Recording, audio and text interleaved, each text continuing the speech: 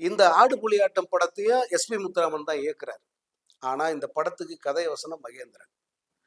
ஏன் மகேந்திரனுக்கு இவ்வளவு முக்கியத்துவம்னா, மகேந்திரன் தமிழ் சினிமாவினுடைய அந்த போக்கையே மாற்றியவர். தமிழ் சினிமாவுக்கு ஒரு புது இலக்கணத்தை உருவாக்கினவர் மகேந்திரன்.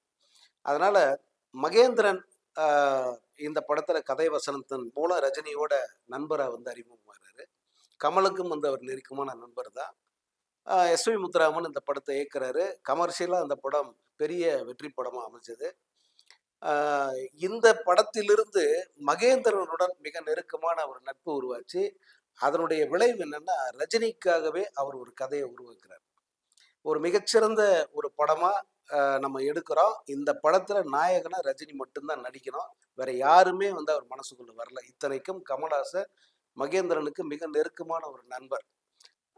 ஆனாலும் கூட அவரு ரஜினியை மனசுல வச்சு ஒரு கதை உருவாக்குறாரு. அதற்கு பிள்ளையார் சொல்லி போட்ட படம் இந்த ஆடு புலி ஆட்டம் அப்படின்னு சொல்லலாம்.